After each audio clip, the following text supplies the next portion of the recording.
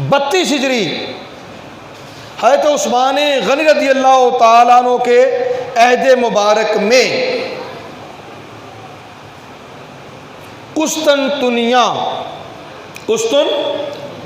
پر پہلا حملہ ہوا، پہلا حملہ کیا گیا، اور اسلامی لشکر حضرت امیر معاویہ رضی اللہ تعالی عنہ کی سربراہی میں، ان کی سربراہی میں قسطنطنیہ فتح کرنے کے لیے نکلا۔ اس وقت یزید کی عمر 6 سال تھی۔ کتنی عمر تھی؟ کیا 6 سال کا بچہ، آپ سمجھتے ہیں اس کی شعوری کیفیت کوئی ایسی ہوگی وہ جنگ جہاد کے لیے نکل جائے جی، اور پھر اسے امیر لشکر بنا دیا جائے؟ یہ ممکن ہے جی؟ نہیں، ایسا ممکن نہیں ہے۔ تو 32 ہجری میں جب حضرت عثمان غنی رضی اللہ تعالیٰ عنہ نے حضرت امیر معاویہ رضی اللہ تعالیٰ عنہ کی سربراہی میں لشکر روانہ کیا تو اس وقت یزید تھا 6 سال کا، ٹھیک ہے؟ پھر اس کے بعد لشکر 42 ہجری میں قسطنطنیہ فتح کرنے کے لیے نکلا، اور یہ زمانہ ہے حضرت امیر معاویہ رضی اللہ تعالی عنہ کا، جب وہ اسلامی ریاست کے سربراہ بنے، جب وہ اسلامی ریاست کے سربراہ بنے، یہ ان کا زمانہ ہے۔ اب توجہ سے سن لیجئے گا، میں دوبارہ وہ جملہ دہرا رہا ہوں۔ اللہ کے نبی صلی اللہ علیہ وسلم نے فرمایا اول جیش یغزو مدینۃ قیصر مغفور لہم، پہلا لشکر جو قیصر کے شہر کو فتح کرنے کے لیے جائے گا ان کے لیے بخشش ہے، ان کے لیے معافی ہے، ان کے لیے مغفرت ہے۔ ٹھیک ہوگی بات؟ اب پہلا لشکر اگر وہ کہہ مدینہ قیصر کہیں تو پھر ہمس 15 ہجری میں ہو گیا۔ دوسرا لشکر عثمان غنی رضی اللہ عنہ کے زمانے میں اگر ہمس نہیں قسطنطنیہ مراد لیں، ان کی مان لے کے چلے قسطنطنیہ ہی صحیح، توجہ کیجئے گا، مان لے کے چلے جی مدینہ تک قیصر سے مراد قسطنطنیہ ہی ہے، تب بھی 32 ہجری میں پہلا لشکر روانہ ہوا۔ اس وقت یزید کی عمر 6 سال، ٹھیک ہے؟ پھر 42 ہجری میں حضرت امیر معاویہ رضی اللہ عنہ کے عہد میں لشکر روانہ ہوا، اس کا امیر تھا عبداللہ بن ارطاط، عبداللہ بن ارطاط۔ پھر 43 ہجری میں پھر قسطنطنیہ فتح کرنے کے لیے لشکر روانہ ہوا، اس کا امیر تھا بسر بن ارطاط، بسر بن ارطاط۔ پھر 44 ہجری میں نیا لشکر روانہ ہوا، اس کے امیر تھے عبد الرحمن بن خالد بن ولید۔ پھر 46 ہجری میں قسطنطنیہ فتح کرنے کے لیے اگلا لشکر روانہ ہوا، اس میں امیر لشکر تھے مالک بن عبد الرحمن اور عبد الرحمن بن خالد۔ پھر 47 ہجری میں اگلا لشکر قسطنطنیہ کی فتح کے لیے روانہ ہوا، اور اس کے امیر لشکر تھے مالک بن عبیرہ۔ پھر 9واں لشکر 49 ہجری میں قسطنطنیہ فتح کرنے کے لیے روانہ ہوا، اس کے امیر لشکر تھے سفیان بن عوف۔ کون؟ سفیان بن عوف۔ اور یہ 9واں لشکر ہے، اور ان تمام مہمات میں کہیں بھی یزید کا نام و نشان نہیں ہے۔ کلیئر؟ اب سنن ابی داؤد کی حدیث سے پہلے، چونکہ ہم ہسٹری پہ بات کر رہے ہیں پہلے، تو مورخین کی بات ہی لے لیں۔ اگر کسی کو ان چیزوں کا جائزہ لینا ہو، تاریخ طبری وہ دیکھ لیں، البدایہ والنہایہ ابن کثیر کی ہے، اسے دیکھ لیں، تاریخ اسلام امام ذہبی کی ہے، اسے دیکھ لیں، کامل ابن اسیر، تاریخ کامل ابن اسیر، اسے دیکھ لیں، تاریخ ابن خلدون، اسے دیکھ لیں۔ آپ کو یہ ساری چیزیں تھوڑے تھوڑے اختلاف کے ساتھ مل جائیں گی۔ ٹھیک ہے؟ اب اس سے آگے بڑھیے۔ 49 میں جو لشکر گیا وہ کون سا تھا؟ جس کے امیر سفیان بن عوف تھے۔ ٹھیک ہے؟ اب 50 میں، 51 میں، 52 میں، یہاں روایت کا تھوڑا اختلاف آ گیا۔ ٹھیک ہے؟ کیونکہ ایک روایت جو سنن ابی داؤد کی ہے وہ 52 ہجری دیتی ہے، اور 52 ہجری کا قیاس کس سے نکلتا ہے؟ کیونکہ 52 ہجری میں قسطنطنیہ فتح ہوا تھا۔ اس لشکر میں حضرت ابو ایوب انصاری رضی اللہ تعالیٰ عنہ بھی شریک تھے، موجود تھے، اور اسی جہاد کے دوران ان کا وصال ہوا تھا، اور انہوں نے نصیحت فرمائی تھی کہ مجھے قسطنطنیہ کے دروازے کے پاس دفن کرنا، اور یہ 52 ہجری ہے، یہ 52 ہجری۔ ٹھیک ہوگی بات؟ اب اس میں جو 52 ہجری کو لشکر گیا، اس کے حوالے سے ایک تو یہ ہے کہ سفیان بن عوف وہ امیر لشکر تھے، اور دوسرا جو سنن ابی داؤد کی روایت بتاتی ہے، امیر لشکر تھے عبد الرحمن بن خالد بن ولید، عبد الرحمن بن خالد بن ولید۔ اب پہلے میں وہ حدیث عرض کر دوں، پھر آگے چلیں گے۔ ابو عمران وہ بیان کرتے ہیں کہ ہم مدینہ منورہ سے قسطنطنیہ کی طرف روانہ ہوئے، اور سپہ سالار عبد الرحمن بن خالد بن ولید تھے۔ حدیث کا نمبر ہے 2512۔ 2512۔ بکیر بن اشجع ان سے روایت ہے کہ ہم نے عبد الرحمن بن خالد بن ولید کی معیت میں جہاد کیا۔ یہ قرینہ مل رہا ہے، جہاد کیا، 4 قیدی لائے گئے اور انہیں باندھ کر تیروں کے ساتھ مارا گیا، قتل کیا گیا۔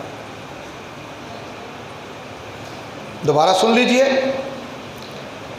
بکیر بن اشجع وہ بیان کرتے ہیں کہ ہم عبد الرحمن بن خالد بن ولید کی معیت میں جہاد پہ گئے تھے، 4 قیدی لائے گئے اور انہیں باندھ کر تیروں کے ساتھ قتل کیا گیا۔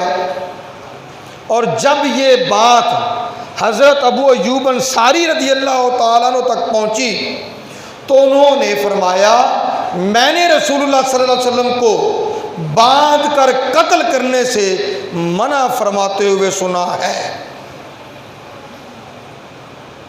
انہوں نے قسم دے کر فرمایا، اور پھر آگے کیا کہا؟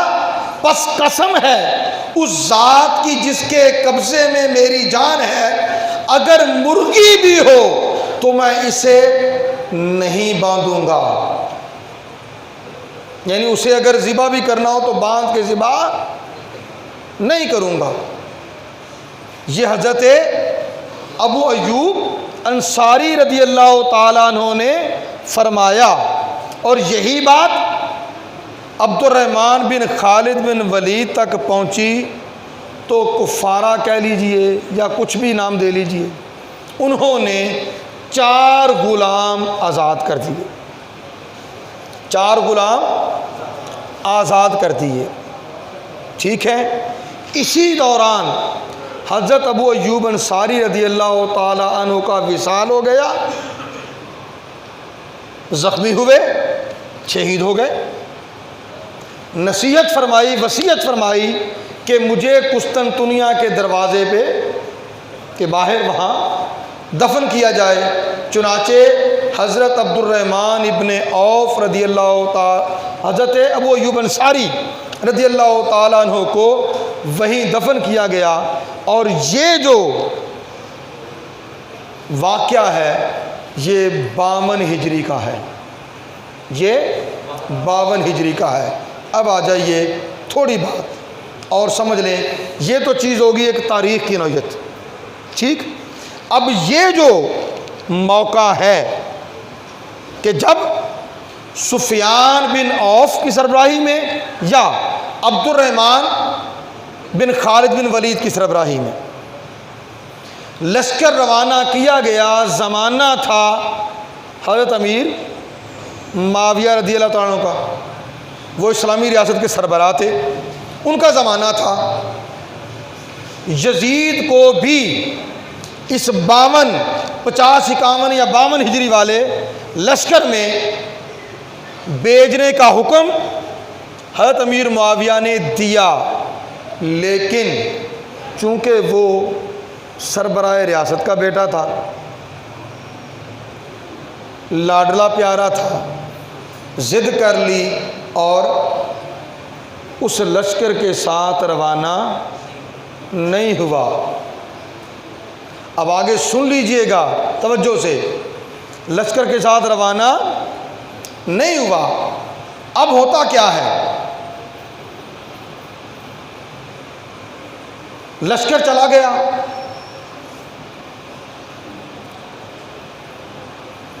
فرقدونہ ایک جگہ کا نام ہے، اس مقام پہ یہ لشکر پہنچا تو وہاں ایک وبا پھیل گئی، ایک بیماری کی وبا پھیل گئی، جیسے بھی کرونا پھیلا، ٹھیک ہے، وبا پھیل گئی، حالات بھی ناگفتہ بے ہو گئے، بھوک پیاس ننگ ایسے حالات ہو گئے، اوپر سے وبا آ گئی، بہت سے لوگ اس وبا کی نظر ہو گئے، فوت ہو گئے۔ اس موقع پر کامل ابن اسیر میں یہ روایت ہے،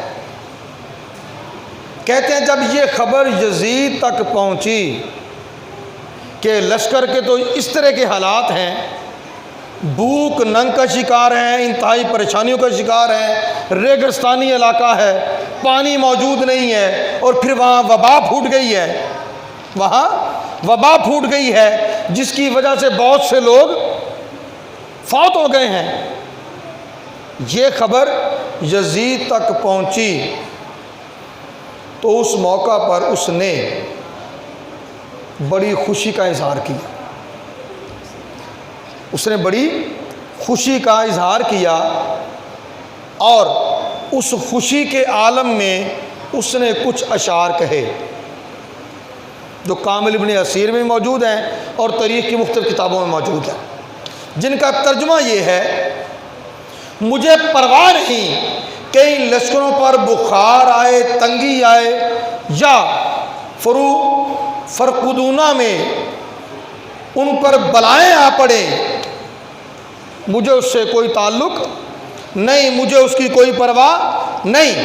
اب آگے کیا ہے، ان کی تو مجھے کوئی پرواہ نہیں، مگر میرا حال کیا ہے کہ میں دیر مروان میں اونچے تخت پر تکیہ لگائے بیٹھا ہوں، اور میری بیوی کلثوم بنت عبداللہ ابن عامر وہ میرے پہلو میں لیٹی ہوئی ہے۔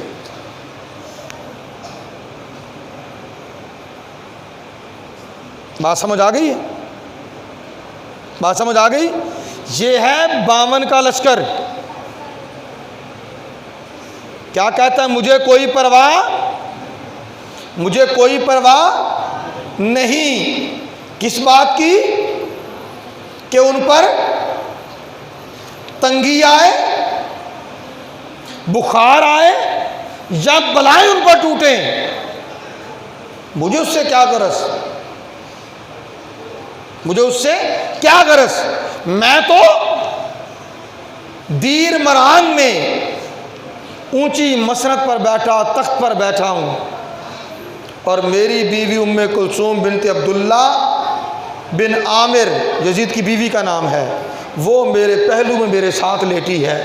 اب اتنا جملہ کافی ہے، بچے بھی بیٹھے ہیں، بڑے سمجھ جائیں، ٹھیک ہے نا، بڑے سمجھ جائیں کہ وہ کس قبیل کا بندہ تھا اور اسے کیسی پرواہ تھی۔ اب یہی خبر، یہ اشعار حضرت امیر معاویہ رضی اللہ تعالیٰ عنہ تک پہنچے۔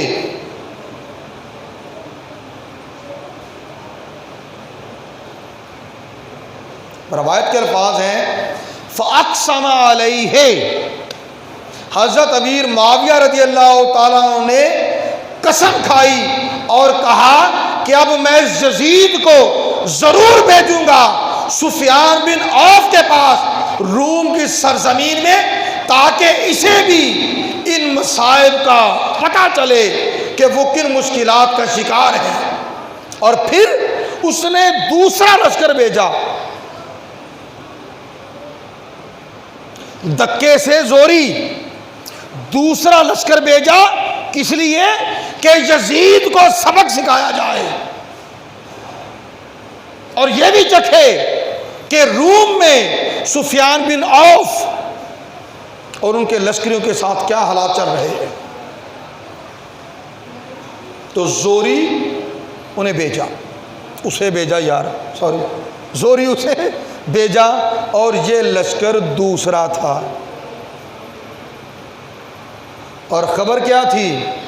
اولو جیشن، جو پہلا لشکر جائے گا۔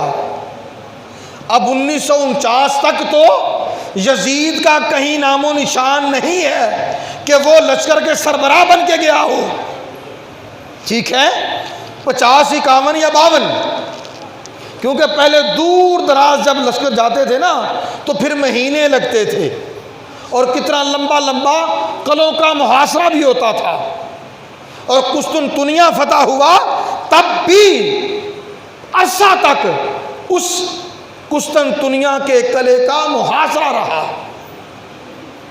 اسی دوران حضرت ابو ایوب انصاری رضی اللہ عنہ کا وصال ہوا تھا، اور وہ 52 ہجری ہے، ٹھیک ہے۔ تو اللہ کے نبی نے کیا فرمایا؟ اولو، بول لو یار ہونتے، اولو جیشن، پہلا لشکر۔ اگر 52 کی بات کریں تو تب بھی پہلا لشکر تو سفیان بن عوف یا عبد الرحمن بن خالد بن ولید ان کی سربراہی میں روانہ ہوا تھا، وہ امیر لشکر تھے۔ اس کے حالات کیا تھے وہ میں نے آپ کو عرض کر دیے۔ اسے پھر دکے سے بھیجا گیا، تو یہ پہلا لشکر تو پھر بھی نہ ہوا، 52 میں بھی کہیں تو یہ دوسرا لشکر تھا، 52 میں کہیں تو یہ دوسرا لشکر تھا، جبکہ قسطنطنیہ فتح کرنے کے لیے اگر یہی مراد لے لیا جائے تو قسطنطنیہ فتح کرنے کے لیے پہلا لشکر تو 32 میں گیا تھا، پہلا لشکر 32 میں گیا تھا، پھر 42 43 44 46 47 49 اتنے لشکر روانہ ہو چکے، تو پہلے لشکر والی بات کم از کم اس کمینے پر تو صادر نہیں ہوتی۔ میری بات سمجھ آ گئی ہے؟ یہ تو آ گئی چیز اس حوالے سے کہ تاریخ کیا کہتی ہے، ٹھیک ہے۔